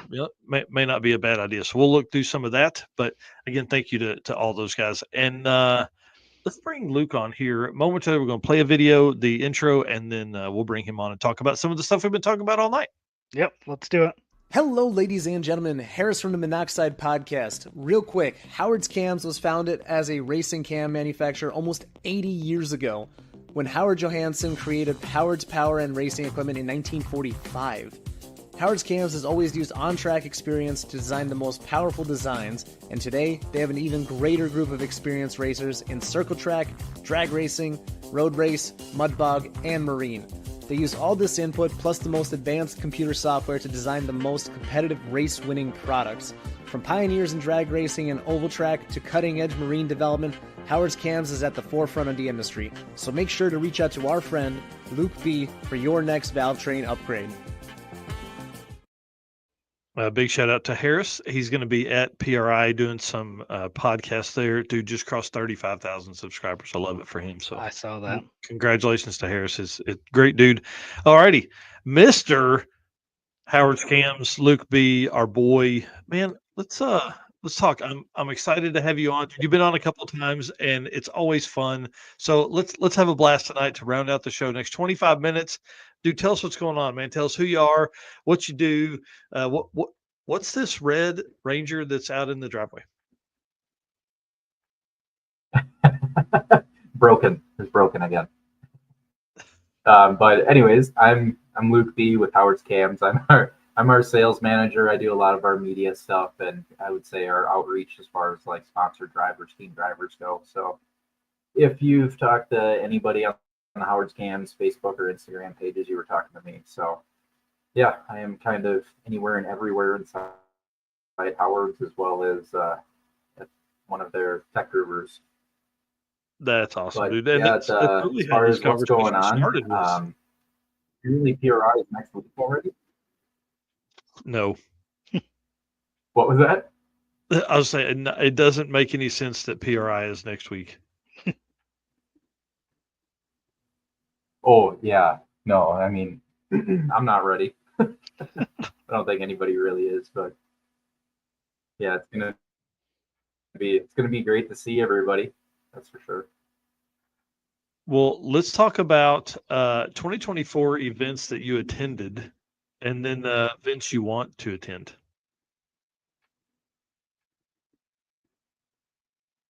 Well, as I think a few people know, we had a new little one come along this year in the household, so I didn't really get out to as many events as I wanted to. I don't think I made it to a drag and drive event at all this year, but we did have the Outlaw Stick Shootout at Great Lakes Dragway in Wisconsin this year, and man, some heavy hitters showed up for that.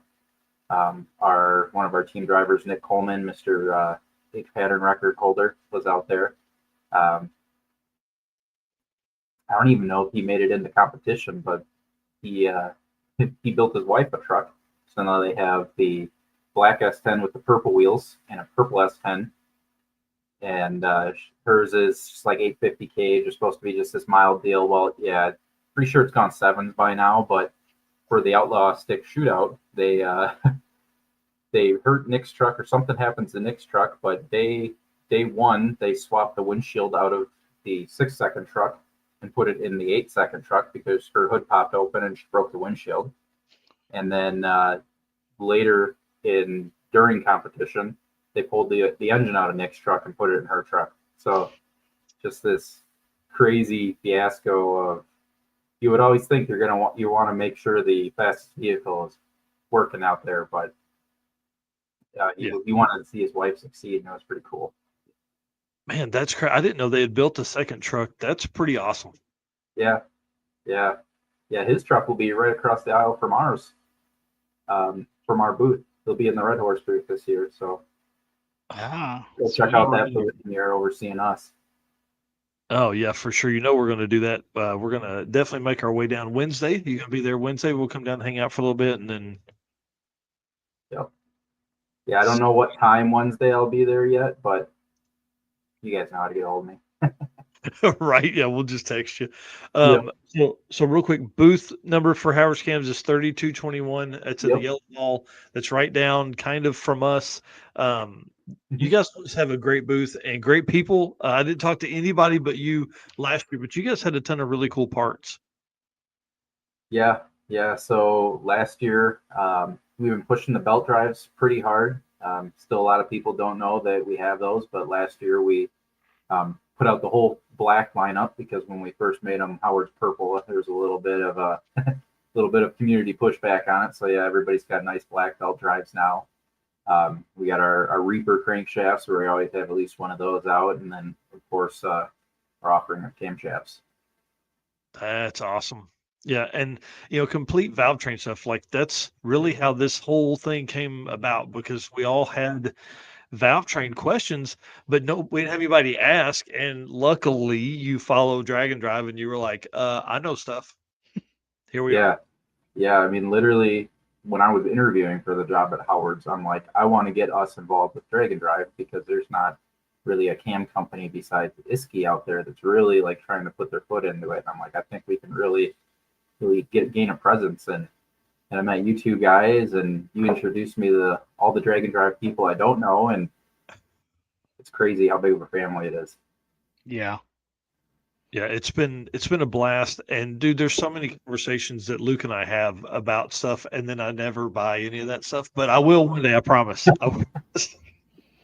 Oh, it goes, man. Yep. Well, I got a cam and springs right underneath my desk here with the pile of parts that need to go onto the car. So Yep. it's just man, winters in Illinois are not fun. Neither in Wisconsin. I don't know about you, but up about 40 miles north here, we're having 50-mile-an-hour wind gusts tonight, and it's 20 out. So Yeah, that's pretty much the same weather as it is here right now. It's miserable. Yep. While Yeah, Mike's down there with and- 60-degree weather in Yeah, I Arkansas. was gonna say I was playing basketball with my daughter in shorts earlier, so suck it. Yeah. No. It snowed today. We haven't got snow yet, as far as I Lucky. know. We haven't had any yet. So, Yeah. so I know you had a newborn, but do you have any cool car stories from the year? Did you get out and do anything this year? Well, this was the first year the Ranger has run since my wife and I have been married. So we have two kids. That tells you how long my wife and I have been married. But yeah, I mean, pretty surreal getting that thing going. Putting a project car away under a cover for the winter. That's an odd feeling. Yeah. And putting it away like that, it ran and did burnouts and cool stuff this year. That's always a great. Yeah, pass people sideways in Mexico at undisclosed mile an hour. Yeah. That's awesome. And I'm glad to see you got that running. Yeah, for sure. Yeah, it was a long road. Well, let's talk about PRI, dude, because it's coming up. Obviously, it's next week. What are you looking to do? What's going to go on in your world for PRI? So, PRI for me this year is actually going to be really busy. We sponsored a drift racer this year, Mr. Christian Catrone, and his beautiful C6 Corvette and LS3 that made way too much power. It really surprised us. But he has pretty much podiumed every event this year. So it's going to be great to basically touch base with him and put him in front of the rest of the crew here at Howard's and make sure we tell him thank you. And I'm sure he's going to be he just sent me an email today talking about how great his valve train was this year. So it's always cool to catch up with our sponsor drivers like that. And obviously Nick Coleman will be just across the aisle from us, like I said before. So just seeing all those guys. And we got some stuff that we might be doing with Mike Cotton in the future again. We helped out with the Pepto car, or I guess he's calling cotton candy now. But even despite all the drama that's going on in the motor trend world, we're still talking about doing stuff with him in the future. So a lot of cool conversations going to take place next week. I'm really excited for. Well, and you talk about the drift world. That's another valve train reliability life that those guys have to. I mean, they're on the limiter or close to it. For a minute and a half at a time. That's pretty important stuff. So, and again, drag and drive guys, our stuff needs to live while we're driving along and making passes and all that stuff. Yeah, next to drag and drive stuff, circle track and drifting is, you really got to be right on the valve train and that stuff. Yeah. And again, we've had conversations with you about, hey, it's fine to not have a custom cam. Just, you're for the extra 0.7 horsepower, it's going to be better to get it now. Speaking of that, sick week is in 53 days. So we probably, like guys, if they're looking for parts, they need to get on it and order some stuff. Yeah. 53 days in today's day and age is not a whole lot of time. No. Yeah. No. As busy as everybody is, and we have a huge holiday and PRI in the middle of that. Yep. People better get to it. Yep. Well, lastly, dude, I got to ask, who's your celebrity crush that you're going to meet, that you want to meet at PRI? Who's somebody you're going to be like, I've already met him, but please Cotton's my come to my celebrity booth. crush. Cotton's my celebrity crush. Yeah, he's one of my favorite folks to watch on TV for sure. Oh my God, he's a good time. He's a great guy. Yeah. I guarantee it. Well, for a guy like you, what is like after hours like, dude? I know Eric and I get invited to stuff all the time, but like you're like a legit celebrity guy. Like people know you, you do cool stuff. What is something like that for you? Like I know you don't just go back to the hotel and go to sleep. So where do you end up? Oh well, I do for like 15 minutes. I gotta like reset. Yeah. But Right. yeah, I mean, as of now, I get in on Wednesday night and I have solid plans until I leave on Friday. So it's like you go out to the show, you do show from what is it, 9 to 5 or 9 to 4, Oh, yeah. whatever the hours are. You regroup, have a drink, and then it's out to dinner. And then usually after that, you open your phone and there's 12 people like, hey man, we're at the blah blah blah, or yeah, it's a circus, but it's a great circus. Right. Yes, I it want to blame Steve Morris. Last year we were headed back to the hotel at like what was like 11 o'clock, Eric? Yeah, it was something like that. It was going to be It was late. respectable, and it was 3 a.m. when we got done. Yep. Yeah, we were both Morris. texted, and all of a sudden I'm like, Mike went dark. I'm like, yeah, I shouldn't drink anymore tonight, anyways.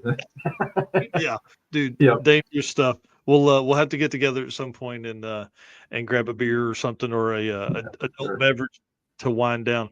Man, what's coming up for Howard's in 2025?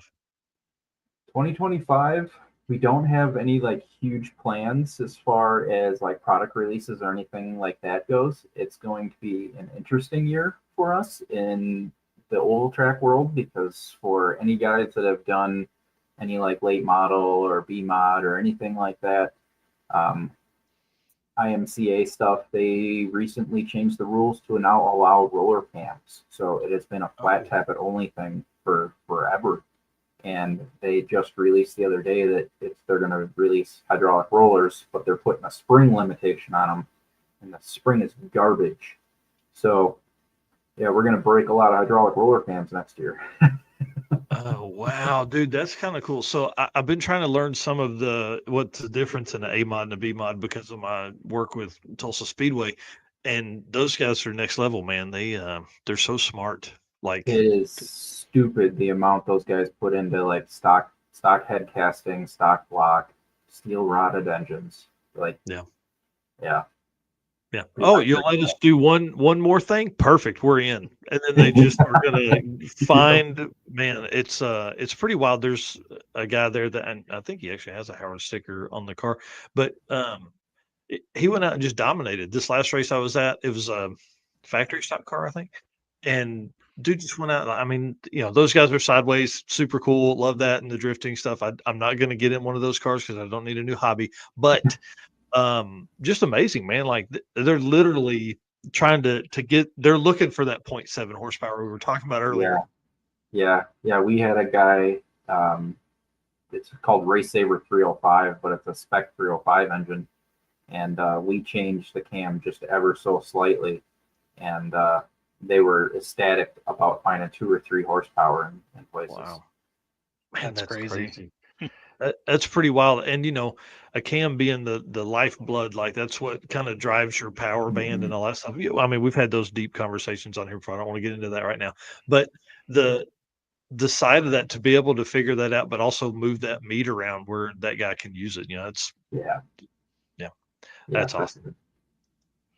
Yeah. So are we ever going to see the Ranger on a drag and drive, or are you going to build a drag and drive car? So originally the Ranger was going to be a drag and drive vehicle. It still might be. I mean, it's full interior, carpet, air conditioning, heat, radio, like it's got it all. But I've never taken that thing down a track. It's only made other types of passes, and there's a certain thing that leaves like the the aura of the vehicle after it makes a pass down an actual strip. So I'm like kind of toggling that in my mind. I'm like, what do I want this truck to be? How exposed do I want this truck to be? I can appreciate that. We Yeah. had to pull some ETs down from the circuit site today because a gentleman was looking to do some racing like that and didn't want information out there. Yeah. I mean, for anybody that knows the greater Milwaukee, Chicagoland area, that's kind of the only kind of racing that exists around here. Yeah. Yeah. Yeah. Well, at a minimum, you're not going to Route 66. you could always do like a sick ward or something like that, or come down to the circuit and follow along and at least have a little fun with the truck.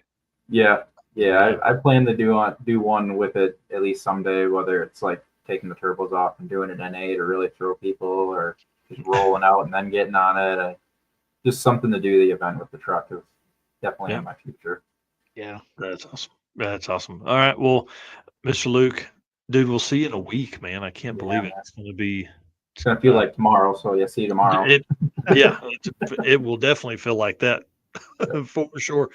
All right, sir. Well, thanks again for coming on tonight. I know it's you're Central Standard Time. Yeah, it's not that late. You're not even you're hours from going to bed. I'm sure the new baby will be up in a couple hours anyway. Or not new baby anymore, but 2 kids 5 times harder than 1 kid, guaranteed. Not a lie. All right. Well, guys, listen, if you're going to PRI booth 3221, go see Luke Bead, Howard's Cams. He's best looking guy in the booth. You got to go over there. Got to look him out. If you don't see him, please, dear sweet baby Jesus, at least tell him thank you for being part of the Drag and Drive community. We gotta have you do that. So, all right, dude, we're gonna let you go, man. Thank you very much. All right. Thanks, guys. We'll see you. See you next week. Awesome, dude. I'm telling you, I had fun tonight. This was a good. Yeah, I did too. I liked the format of this, and got my Howard's hoodie on and did a hat change in between, so I think I covered everybody. It's a good time. Yep, that's exactly right. All right, well, dude, I think we let's wrap this thing up. Let's get one last night. We need to probably figure out what we're going to do for next Wednesday. Are we going to go live and do a full show? Are we going to probably not? But we'll definitely be at PRI. Yeah, in that realm. I think last year we had the idea that we were going to do a live in the hotel, and I think our best bet is to just go live from the show. Maybe go live a couple different times while we're setting up the booth, and maybe while we're walking around, give kind of a look of what's going on while people are setting up. I think that's kind of would be our best plan, is to do something like that. I think you're probably right. And Wednesday would be a great day to do that, simply because there's going to be a lot fewer people there. There's a lot of Drag and Drive cars that are going to be on display at PRI, so that'll be kind of cool. I know Ryan Hargett, his car is going to be unveiled there. I mean, everybody's kind of seen it just in pictures and stuff, but this car is going to be on site at the AFCO booth, so that's going to be kind of cool too. I'm going to crawl all over that car. Devin Vanderhoof's rebuild of the convertible is going to be at PRI in the Holly booth. That's going to be a fun one to just look at. I mean, I just want to get close to that car again. And then who else? There's somebody. Oh yeah, Mr. Bryant Goldstone in the Excess Power booth is unveiling his brand new car. So the dude wins 2 Drag and Drive World Championships back to back, does more events faster than anybody, and secretly builds a brand new car. Yeah. Yep. Let's go, dude. Let's go. 1 week, guys. Get ready. Thank you to everybody that's made comments tonight. Thank you to everybody that's been out there sharing this, man. We got a lot of shares across the things. If you're watching this and you haven't done it yet, please hit the subscribe or follow button, and I'll send this out here, guys. Thank you so much for being our race car friends. You guys are awesome. Can't do it without you. Please, please, please. If you see us at PRI, we are not too busy to talk to you and take a picture and have fun. And I don't know, just please come up and talk to us. If we are not at the booth, please tell those folks that are going to be working it. We've got 4 or 5 different folks that are going to be there helping us do this, that are Drag and Drive veterans and know what's going on. My brother Steven, Nico Christoferi is going to be there. Richard, Yeah, drawing last name blank there. Who else? Chris Wozniak of WAF Racing is going to be in the booth, and I'm sure I'm forgetting somebody. Travis Wise is going to be there. Revved Up Laserworks, our trophy builder, is going to be there. Fastest celebrity. You forgetting that one? Oh, fastest celebrity. Who else? What? Firebird. Trans Am. Well, no, sorry. Jason Hurley's not coming this year. Mhm. Yeah, his dad passed. Big shout out to him and his family. You know, we're thinking of you. I think about that all the time, dude. So good luck to them. He's not going to come there, obviously handling things with That's his fair. family and all that kind of stuff. So, yeah, so we're going to be jam packed in there, 10 by 10 booths and 9 people. So, the Redwood Rally staff are going to be there as well throughout the weekend. So have plenty of folks to cover. But y'all, if you're not planning on coming by booth 4904, something's wrong with you. Booth 4904 right here. Come by. Please add it to your app and get it on your calendar. All right. And Thank Thursday morning, don't forget the award show, 11 a.m., room 241. Yeah, upstairs. So I think I'll have a full map laid out here probably tomorrow or Saturday or Friday for folks to find it easily, so they can go back to our page and look it up. So thank you for being our race car friends. You people right there that are watching here, thank you for being here. Thank you for supporting us. We really appreciate you guys, and thank you to our sponsors, man. We really can't do this. We can't provide this level of coverage without these folks. So thank you to Summit Racing, who was on the first half of the show. Thank you to Mahle Motorsports. Eric Grilliot was on earlier. Driven Racing Oil, who we've got to get on the show. Team Driven, come on, let's go. Let's talk Car Chains 3D. Corey Nicholson, love that dude. Has a ton of really cool products that he offers on Car Chains 3D. WAF Racing, who's going to be in the booth with us. Performer Built Transmissions, who I would love to have come down and hang out at PRI. J-Wire Solutions, who's going to be there as well. He's going to be at PRI. I'm sure we can talk him into hanging out and telling some stories. Howard's Camps, Luke B was on earlier. And then Sweet Patina, man, best dang hand cleaning wipe that hands down. TKO hand cleaning wipe. Get it for yourself right now. Order it now. And tons of other cool stuff. I mean, they keep your car clean, all this stuff. PowerTube TV, huge booth at PRI, booth 7086. You guys can't miss that. And then Racing Junk, we're going to be in the Racing Junk booth on Friday from 10 a.m. to 11 a.m. live from the booth. I would love to talk to at least 2 drag and drive racers.